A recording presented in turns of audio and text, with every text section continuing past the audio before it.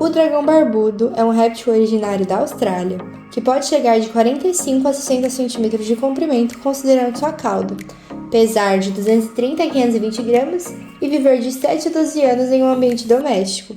Os machos tendem a ser maiores, mais robustos e apresentam um crânio maior que o das fêmeas. A espécie em si tem uma cabeça larga e triangular, corpos redondos, pernas e caudas robustas. A sua cor pode variar conforme o solo da região em que vivem, variando aí do marrom escuro a um marrom com reflexos de vermelhos ou dourados. Eles possuem hábitos terrícolas e habitam florestas de eucalipto e acácias, como áreas savânicas e desérticas. São caracterizados como animais ovíparos, tendo aproximadamente 20 filhotes. São conhecidos por dragão barbado por apresentarem uma bolsa expansível com escamas pontiagudas na região inferior de seu pescoço. Ambos os sexos vão apresentar essa bolsa, mas os machos exibem-a com maior frequência, especialmente nos rituais de namoro. As fêmeas, no acaso, também exibem e expandem a bolsa como um sinal de agressão e dominância de território. A evolução dos répteis. Os répteis evoluíram ao longo de mais de 300 milhões de anos, originando-se de antepassados anfíbios durante o período Carbonífero. Suas adaptações biológicas permitiram uma notável exploração e colonização dos habitats terrestres. As primeiras adaptações incluíram a pele grossa e escamosa para minimizar a perda de água, e a evolução dos ovos amnióticos, permitindo o desenvolvimento embrionário fora da água. Durante o Mesozoico, os répteis se diversificaram rapidamente, explorando uma variedade de formas e espécies. Os archosaures, que incluem dinossauros e aves, adaptaram-se a nichos de predadores terrestres e voo, enquanto os lepidossauri, como lagartos e serpentes, desenvolveram autonomia e venenos complexos. Os répteis são predominantemente ectotérmicos, regulando sua temperatura corporal através do comportamento, embora alguns dinossauros possam ter tido um metabolismo intermediário. O evento de extinção em massa, KPG, no final do Cretáceo, levou à extinção dos dinossauros não aviários, mas répteis sobreviventes, como crocodilos e tartarugas, possuíam traços que favoreciam a resistência a mudanças ambientais extremas. Dragão barbudo. A evolução do dragão barbudo e de seu gênero é um fascinante exemplo de especiação e adaptação em resposta a nichos ecológicos específicos, especialmente em um ambiente isolado e desafiador como o da Austrália. Sua ancestralidade e filogenia. Os dragões barbudos pertencem à família Gamidae, que é uma parte de subordem Iguania. Estudos filogênicos indicam que os Agamidae divergiram de seus parentes mais próximos, os Chamelenoidae, camaleões, no período Cenozoico, aproximadamente 65 milhões de anos atrás. A separação de Gondônia resultou na distribuição disjunta desses lagartos na África, Ásia e Austrália, com os ancestrais dos agamídeos australianos provavelmente migrando da Ásia para a Austrália. Especiação e radiação adaptativa. Uma vez na Austrália, as populações precursoras de Pogona enfrentaram diferentes desafios ambientais, como variação de temperatura, disponibilidade de alimentos e pressão predatória. Esses fatores ambientais funcionaram como pressões seletivas que impulsionaram a radiação adaptativa do grupo. Radiação adaptativa é um processo pelo qual organismos rapidamente diversificam-se em uma série de formas que ocupam diferentes nichos ecológicos.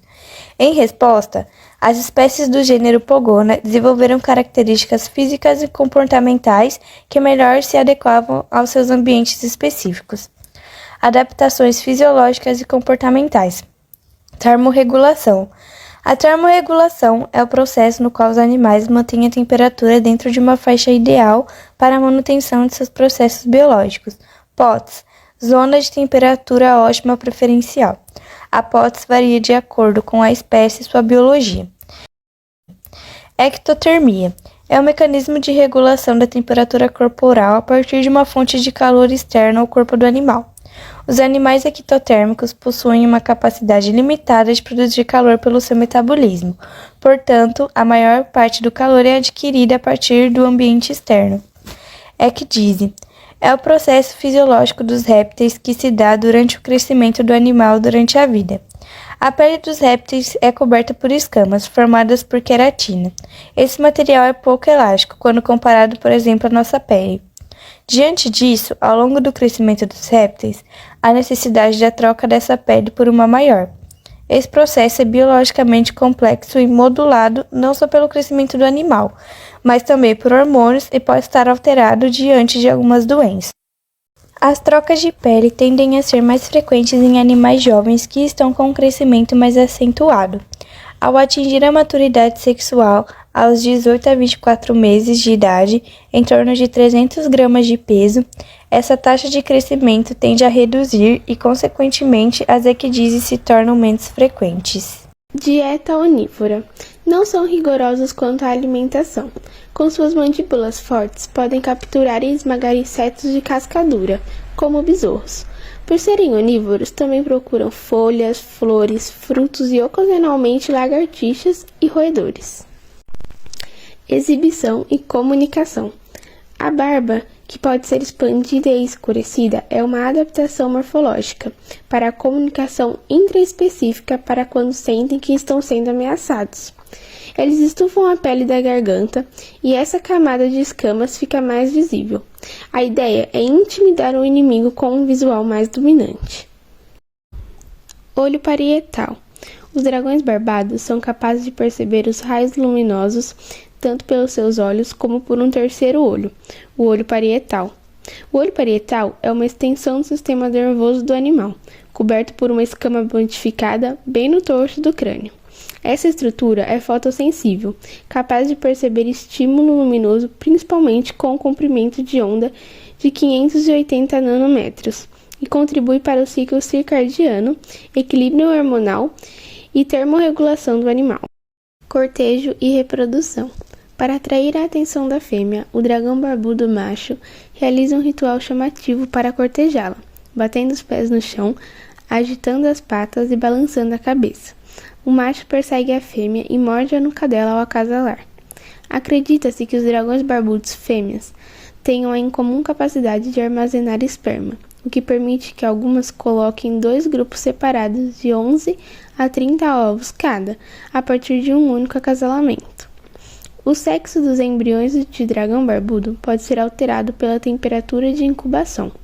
Se a temperatura for extremamente alta enquanto os embriões com cromossomos masculinos estiverem se desenvolvendo, eles se desenvolverão como fêmeas. E temperaturas mais amenas durante a incubação também tornam o desenvolvimento de dragões barbudos mais lento após o nascimento. A variabilidade genética dentro do gênero Pogona sugere que o isolamento geográfico de populações, seguido por deriva genética e seleção natural, teve um papel crucial na especiação dentro deste grupo. Isso é evidenciado, então, pela diversidade fenotípica e comportamental entre as várias espécies do gênero.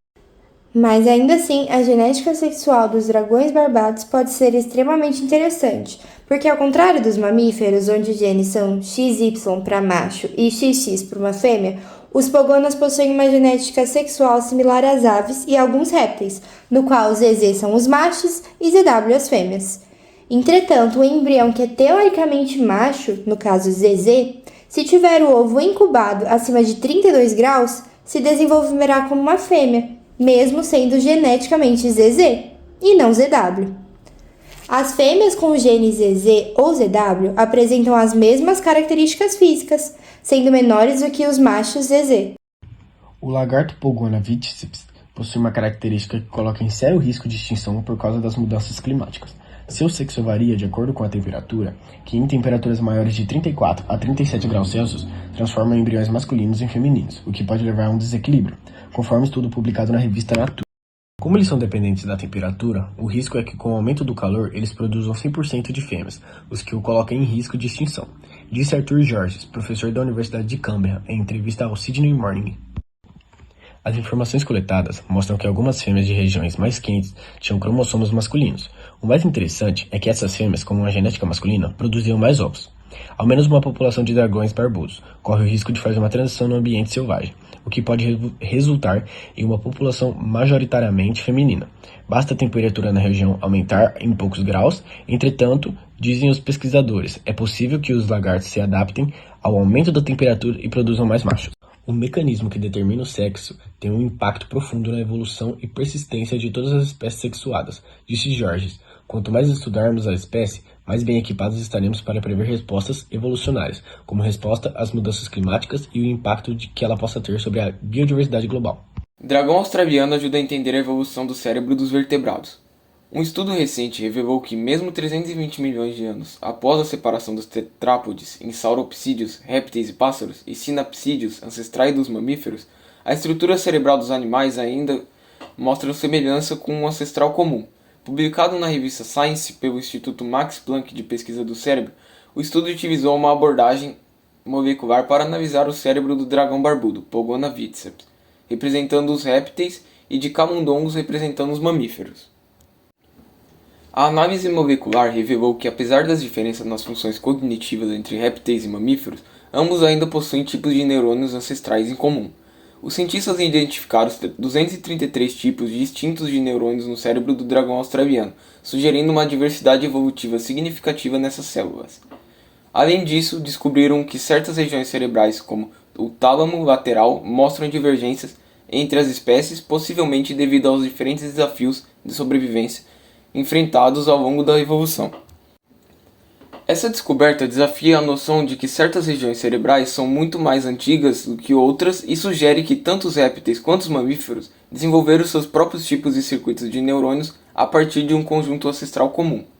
Os pesquisadores destacam a importância da integração de dados moleculares, de desenvolvimentos anatômicos e funcionais para reconstruir a evolução do cérebro ao longo dos últimos 500 milhões de anos.